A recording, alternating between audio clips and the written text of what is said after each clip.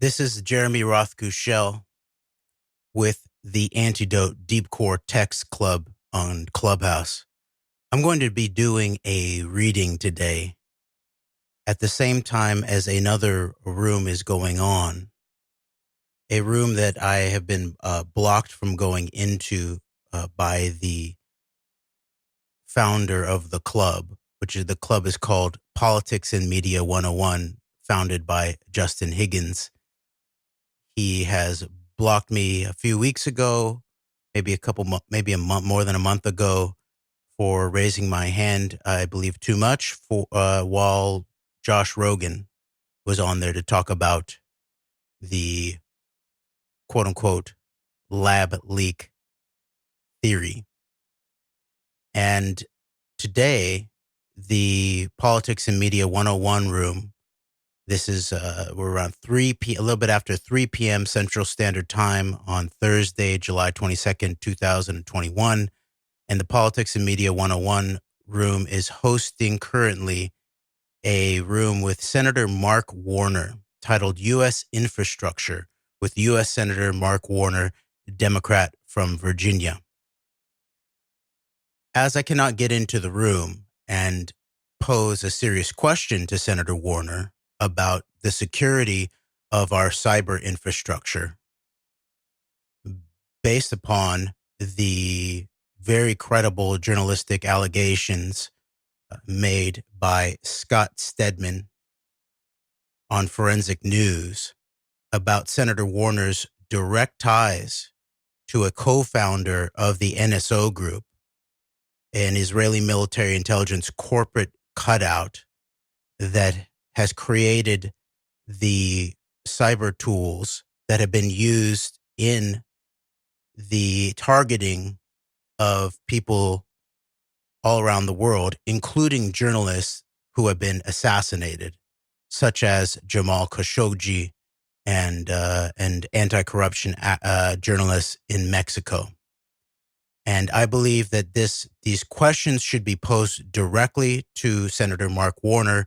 As I cannot do it because I'm blocked from the room, I'm going to record and read the entire article from Scott Stedman from December of 2020 about these alleged direct ties between Senator Mark Warner and Israeli military intelligence corporate cutout group NSO group, the creator of the Pegasus spyware.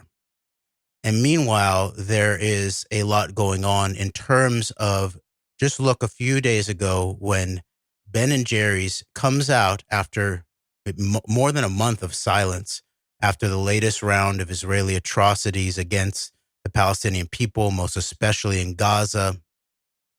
And people have been boycotting Ben & Jerry's for a while and asking them to make a statement based around this latest round of atrocities. And they were silent. And exactly at the time that global civil society and serious journalists all around the world are raising the fact-based question about the highly destructive technology and the way it's used by the NSO group, then bam, the exact same timing, Ben & Jerry's come out and make the civil society discourse turn towards the question of ice cream and the so-called Palestinian occupied territories, not dealing with the entirety of boycott, divestment, sanction, what it calls for specifically, which is not just about the so-called occupied territories, but the entirety of the ongoing apartheid, ethnic cleansing, I would say nationalist, genocidal state apparatus of the current Israeli state as it's formed. Meanwhile, one of the highest level, most powerful senators, U.S. senators, has these alleged direct ties to a very, very serious question about this NSO group and their having supplied this spyware technology to people who have obviously targeted not quote unquote terrorists, or organized crime, but journalists and activists, including someone like Jamal Khashoggi and dozens actually down in Mexico. So I'm going to get to reading this. This is not going to be really a discussion room. I just want to make sure that this is read while this is going on in Clubhouse, and then we will work to post this recording at our Antedote sites. All right. The title of the article is, quote, Mark Warner's connections to spyware firm NSO Group revealed. Published December 14th, 2020 by Scott Stedman. Quote, U.S. Senator Mark Warner, the ranking member of the U.S. Senate Intelligence Committee, has deep connections to a founder of the spyware company NSO Group, according to corporate and government documents, open source information, and sources who spoke to Forensic News, raising questions of a potential conflict of interest. As the ranking member on the committee, Warner is responsible for overseeing the intelligence apparatuses of the U.S. government and investigating potential national security risks posed by malign actors. The link between Warner and Omri Lavi, an ex-Israeli intelligence officer and one of the three founders of NSO Group. NSO stands for Niv, Shalev, and Omri, the first names of the three founders. Lies in Warner's longtime confidant, current business partner, and the former manager of his family's investment office, Nicholas Perrins. All right, before moving on, I want to point out too that the man who was in charge really of the Trump-Russia quote unquote investigation managed by Robert Mueller at the investigatory level was Rod Rosenstein, the then Deputy Attorney General of the United States Department of Justice. Now, Rod Rosenstein left the government and then goes back to private practice and law and ends up being part of his law firm's representation of the NSO Group legally, I believe, in their battle against WhatsApp for having installed cyber attack points for their cyber espionage technology in WhatsApp. All right, so we're talking about not just the co-chair of the U.S. Senate Intelligence Committee. And remember, this is the committee that published the reports about Trump-Russia, including their Volume 5 of the Senate Select Committee on Intelligence, that actually dealt with this realm. Because it wasn't just Trump-Russia. There was a second Trump Tower meeting in August that was very much about the Middle East in terms of agents and actors, but also in terms of geopolitical interests. So we're talking about a grouping surrounding people such as United Arab Emirates interests, Joel Zamel, the founder of Psy Group and Wikistrat, Israeli intelligence cutouts, and also Saudi Arabia representation. So, and then remember, this is pre-election 2016, and then post-election 2016, you ultimately have the giving over of this Pegasus software created by NSO to Mohammed bin Salman and his entire Saudi intelligence and military apparatus. And it was apparently utilized in the targeting of Jamal Khashoggi in both the run-up and the wake of his assassination and dismemberment. Okay, so we're dealing with a riddling at the highest levels of the U.S. government of people who have apparent conflicts of interest with this foreign this foreign intelligence service and their corporate cutouts. In this case, NSO Group. In this case, Israeli Military Intelligence. All right, back to the article. Quote, NSO Group. NSO Group is a technology company that was founded in Herzliya, Israel in 2010 by Niv Karmi, Shalev Julio, and Omri Levi. Little is known about Karmi, who left the group not long after its founding, but multiple news reports have confirmed that both Julio and Levi served in the elite Unit 8200 of Israel's military intelligence arm that collects information otherwise known as, quote, signals intelligence, SIGINT, unquote. The company is most well known for its flagship product, Pegasus. The software is able to infiltrate mobile phones and collect information including text messages, emails, and passwords, track the user's location, and in some cases access to the device's microphone and camera. Pegasus is sold to governments around the world upon the license approval from the Israeli Ministry of Defense.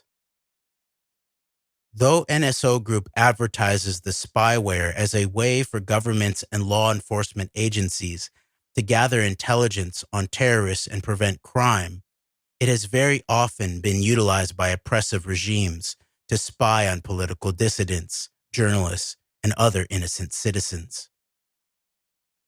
According to the Citizen Lab, a watchdog group at the University of Toronto that studies surveillance and spyware, people in at least 45 countries have been targeted by Pegasus.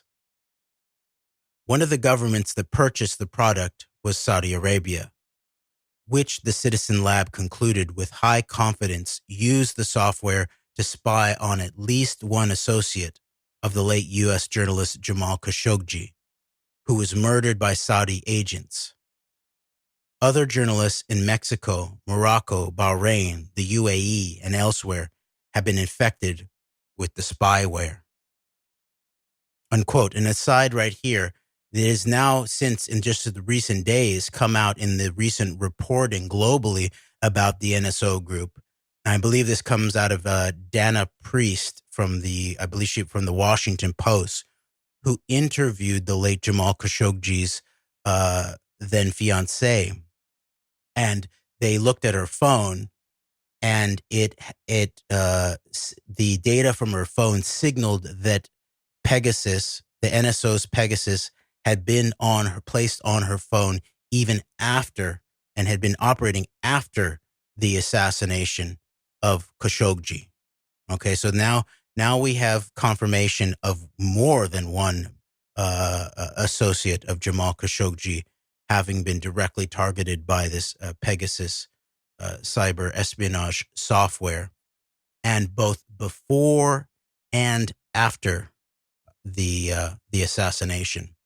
And remember too, the Washington Post, owned by Jeff Bezos of Amazon, he was also apparently targeted by Mohammed bin Salman via WhatsApp on his own phone with this software, it looks like. So there's a whole complex here in terms of the people who've just been targeted by the Saudi use of this Israeli military intelligence software.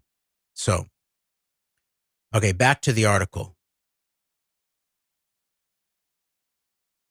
Quote, and this is a quote within the article, quote, NSO is a next generation cyber threat because they operate in peacetime and their product is used to target members of the press and civil society in countries where there is a civil conflict or no conflict at all, unquote. Intelligence and security expert Igor Ostrovsky told Forensic News, quote, NSO tech has been used in targeting activists, journalists, and in multiple cases led to the murder of journalists. But this does not stop them from exporting their high-end intelligence kit to places like Mexico, unquote.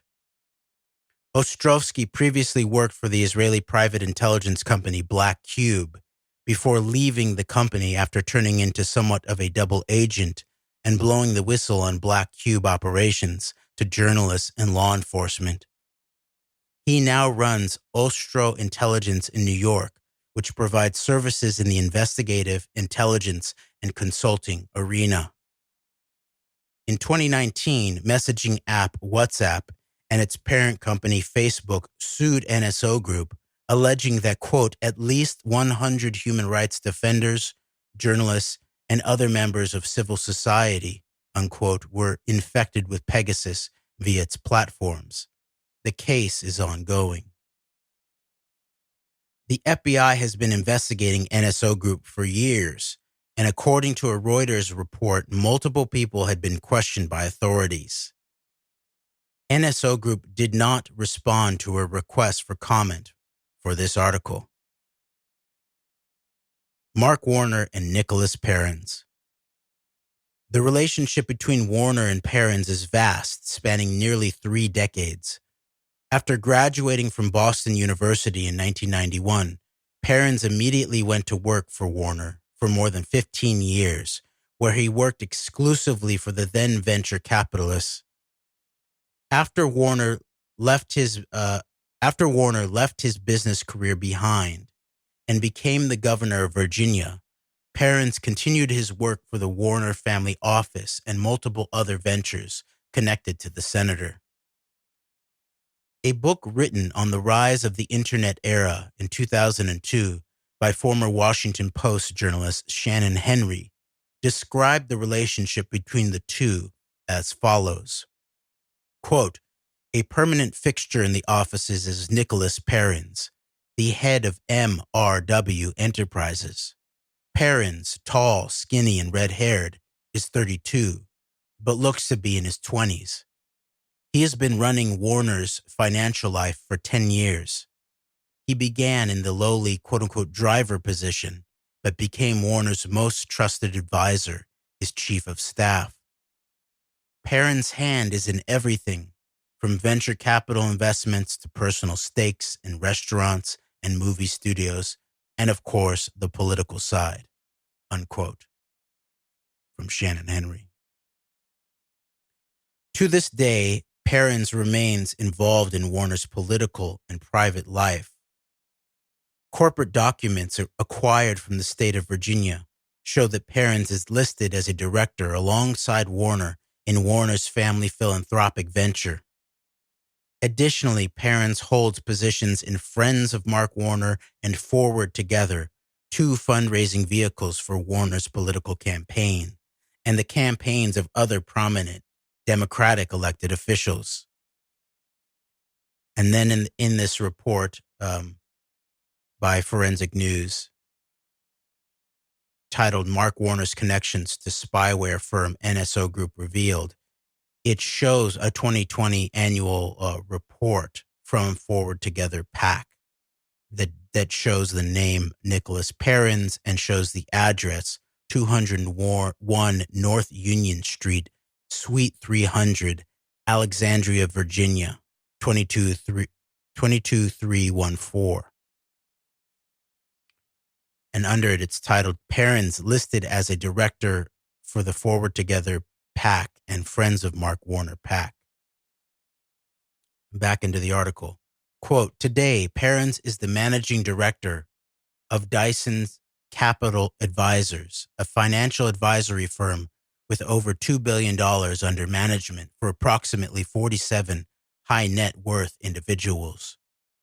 Apart from Perrins, at least 2 other employees of the 20 listed on the firm's website have previously worked for Warner in varying capacities.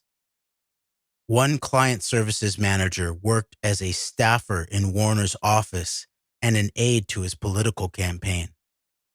Another person with the same title at Dyson Capital helped manage Warner's family office. Dyson Capital Advisors and Perrins did not reply to questions posed by email. Next section, connections to Omri Levy. Corporate records reviewed by Forensic News reveal that Warner and Omri Levy share an office space in Alexandria, Virginia. Levy, the ex-Israeli intelligence officer who remains on the board of NSO Group, lists 201 North Union Street, Suite 300 as his address for an investment vehicle that owns his 12,000 square foot mansion in Demarest, New Jersey, that he purchased in 2017 for just over $4 million. Likewise, Warner on the documents for his family charitable organization lists 201 North Union Street, Suite 300. And then in this article, there is another document portrayed titled 2020 Annual Report, Commonwealth of Virginia State Corporation Commission. The corporation name, the Collis Warner Foundation Incorporated, Virginia Registered Agent Name and Office Address, Director Mark R. Warner, 201 North Union Street, Suite 300, Alexandria, Virginia, 22314. It is underneath the document is the caption, Mark Warner address of 201 North Union Street, Suite 300. And then there's another document portrayed under the New Jersey Department of the Treasury Division of Revenue, registration of foreign limited liability company, that number one is the name of limited liability company, La Vie Management Company, LLC. Number two is main business or principal business address, and it's highlighted 201 North Union Street, Suite 300, Alexandria, Virginia, 22314. And then it goes the rest of the information. And it's signed at the bottom by Omri Levy, member, from May 30th, 2017. And this document is subtitled Omri Levy address of 201 North Union Street, Suite 300. All right. So an aside here, this is from this is Jeremy Rothkushel with the Antedote Deepcore text, just doing mainly a read through and recording of the Scott Stedman at Forensic News article from December of 2020 titled Mark Warner's Connections to Spyware Firm NSO Group Revealed. At the same time that on Clubhouse, the Politics and Media 101 Club that I'm a member of, but I'm blocked by the founder, Justin Higgins, from going into these rooms anymore. And they have hosted Senator Mark Warner for a conversation on U.S. infrastructure with U.S. Senator Mark Warner, Democrat from Virginia, co-chair of the Senate Select Committee on Intelligence, who was one of the key investigators of the Trump-Russia inquiry in the Senate, including the aspects of that investigation that tied directly into aspects of Israeli intelligence, most obviously in relationship to Psy Group and Wikistrat by formed by Australian-Israeli Joel Zamel. But the point is that investigation showed that there was deep Israeli involvement in the 2016 election operation to put Donald Trump in some type of collaboration amongst different Middle Eastern interests, including top levels of Israeli government, Saudi government, UAE, apparently Egypt and al-Sisi, and then tied back into elements inside of the United States and then also to Putin and the Kremlin. All right, so we are going to go back to this article by Scott Stedman titled Mark Warner's Connection to Spyware Firm NSO Group Revealed from December 2020 on Forensic News. And as far as I'm aware, none of these allegations have been denied by the senator himself. I mean, the actual address here and these direct connections are, I would say, totally established in terms of these documents. So the question then is, what does this mean? And that's what the senator should be asked. And anybody who is both a an ally to the Palestinian people or a Palestinian themselves and or an American should really interrogate these high level connections inside of the American government to these Israeli military intelligence spyware firms that have been proven out to have distributed with the sign off at the highest levels of the Israeli government to governments and individuals around the world that have used them to target dissidents, journalists, activists, including some who have been assassinated. This is a very serious matter, and a very and as I pointed out before, with the fact that not only is the ranking Democratic member of the Senate, the co-chair, the Democratic Party co-chair of the Senate Select Committee on Intelligence, apparently directly tied to the Israeli Military Intelligence Corporate Cutout Group, NSO, but also the former Deputy Attorney General of the United States, Rod Rosenstein, who infamously said he was going to, quote unquote, land the plane when it came to this investigation into all the elements that helped install Trump and what we saw him do, especially in relationship to Prime Minister Netanyahu's Israel and all of that. All right, back to the article. Quote, Dyson Capital Advisors, the company whose managing director is Warner's longtime aide, is also located at this address. Further connecting Warner's sphere of influence to Levy lies on the LinkedIn account for Perrins, the Warner associate who lists one of his quote-unquote skills as alternative investments. That skill is endorsed by Levy. And then it has a screen capture of Nicholas Perrin's LinkedIn page, managing director at Dyson Capital Advisors, skills and endorsements, hedge funds, endorsed by Don A. Steinbrugge, CFA, who is highly skilled at this, alternative investments, Omri Levy, and 18 connections have given endorsements for this skill. Subtitled Levy Endorsement of Perrins on LinkedIn. Quote, the full nature of the relationship between Perrins and Levy is unclear, although there is undoubtedly a suggestion based on the shared addresses and the endorsement on LinkedIn that Perrins has aided Levy in at least one of his investments. Perrins and Levy did not respond to an email asking about their dealings. A spokesperson for Senator Warner said, quote, Senator Warner does not know, has not met, and has zero relationship with Omri Levy, unquote. Warner's office did not respond to questions about his relationship with Perrins, and more broadly, if he was concerned about NSO Group's purported hacking of U.S. journalists. Next section. Levy's lobbying. In 2018, Levy's investment company that shares an office with Warner and Dyson Capital hired high-profile lobbyist Jeff Miller of Miller Strategies to lobby the U.S. Congress, quote, on issues related to immigration and naturalization, unquote.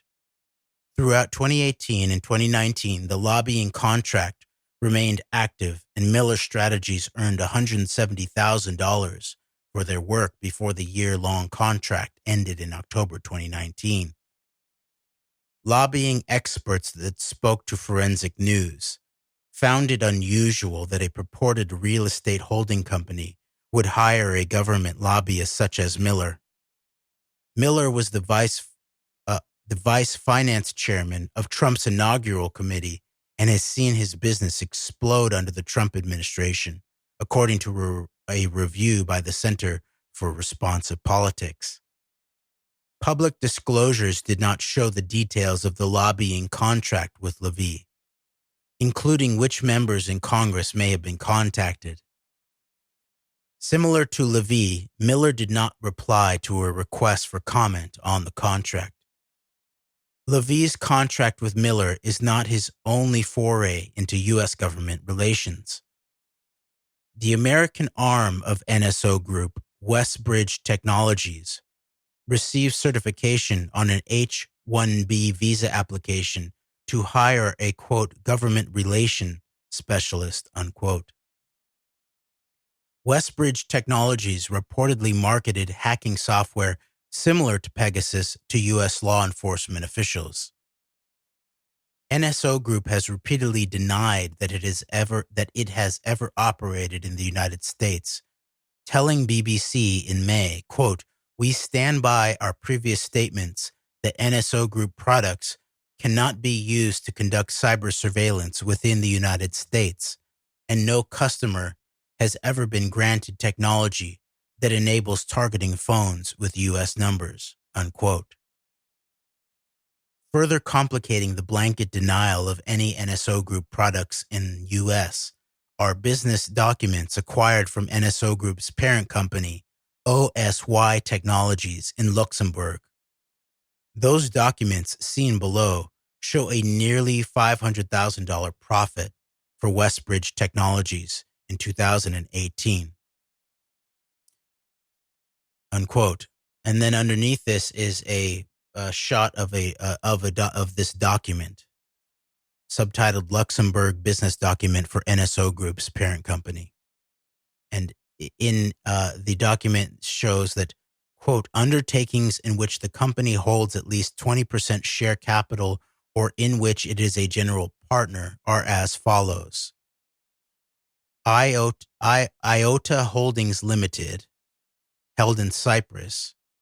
They have 100% ownership and something around $40 million in net equity. Then underneath it is Q Cyber Technologies Limited in Herzliya, Israel. That's interesting because NSO had changed its name to Q Cyber. So anybody aware with American politics under the age of Trump, the fact that they have it called Q Cyber is, I think it's sort of just strange and interesting. And held in Herzliya, Israel, with 100% ownership and almost $71 million in net equity. And then underneath that is Westbridge Technologies Incorporated, in registered office in Maryland, Rockville, Maryland. Ownership 100%, net equity over $500,000, and then this next line is a profit or loss for the last financial year is $495,954. And then in the bottom line is Q Cyber Technologies. Again, this one a different. It's not a limited liability corporation. It's a different kind of corporation held in registered office in Luxembourg. 100% ownership, $13 million about in net equity. Back to the last piece of this article. Quote, "The proximity of Warner to Omri Levy, an ex-intelligence officer of a foreign nation and the founder of a spyware firm whose software has hacked journalists and dissidents, could present a conflict of interest given Warner's position on the Senate Intelligence Committee. While others on the committee have issued public statements on NSO Group, including Senator Ron Wyden, who has repeatedly called for aggressive investigations into the company, Warner has remained largely silent. His only public comments about issues related to NSO Group appeared in a Washington Post article in which he stated, quote, "Every news surveillance tool has a potential for abuse," unquote. Quote, "It is not a surprise at all that NSO would want to be connected to members of the U.S. legislature," unquote, Ostrovsky told me. Quote, "It is a surprise that a foreign intelligence organization is connected to a ranking member of the Senate Intelligence Committee. It is easy to understand that NSO would love to have the freedom to tap into the U.S. market and to have similar impunity here as they have in Mexico or other places where they have carte blanche to operate," unquote. And that is the end of the article. And it states that this story was edited by Anna Pop. So once again, this is Jeremy Rothkushel with the Antedote Deepcore text, having completed reading an article titled Mark Warner's Connections to Spyware Firm NSO Group Revealed, published December 14th, 2020 by Scott Stedman at Forensic News. And the final thing I would say is that the American operations of these subsidiaries or corporate cutouts or alternative names to the NSO group, such as Westbridge Technologies, being directly marketed to American police departments. And there's other stories written up about this by different journalists, including journalists at Forensic News, shows that it was directly marketed, and it looks taken up by elements of the San Diego Police Department, Los Angeles Police Department. So where else are they potentially operating? And is this a way to skirt around this question of the quote unquote NSO group is not operating in the United States? But is Westbridge operating in the United States via police departments, which, as we know, post September 11th, that the most powerful Zionist organizations in the United States, including the quote unquote, the so-called Anti-Defamation League, the JINSA, the Jewish Institute for National Security Affairs at that point, now of America, and then the Conference of Presidents of Major Jewish Organizations, I think is the name of it. Those three organizations were crucial to establishing what's being called a police exchange, even by Jewish Voice for Peace. It's not an exchange. There's no exchange going on. But American police command level staff are being brought to Israel on junket trips of some sort. And they are then told things, and they are then given these trips. The police detective who was en route to become the director of the Kansas City Department of Homeland Security Fusion Center in Kansas City, who grabbed and arrested me, and the librarian who had organized a public event at the Kansas City Public Library on May 9th of 2016, with the speaker being former U.S. diplomat to Israel, Dennis Ross, had gone on one of these kinds of junkets. In that case, it was organized by the local Jewish Federation that paid for the trip specifically in Kansas City, but also by a group called SCN, which is called Secure Community Network, that was called by the head of the Jewish Federations of North America, our quote unquote Jewish Homeland Security, unquote. And this detective who grabbed and arrested me and helped maliciously prosecute me, unsuccessfully ultimately, was joined on the trip by command level staff from multiple Midwestern police departments and executive level Homeland Security officials to the trip to Israel, which he described as sort of a junket, actually. All right. So when you combine this post 9/11 push to put American police command level staff in Israel to be taught, not exchanged, to be taught, and to be also to be think about the way that these trips work for Congress too. They're treated well. It's a nice vacation. You know, there's also the plausible opportunity for things like compromise operations when you put somebody in a foreign a country who's an official of some sort, whether police or congressional, potentially away from their family.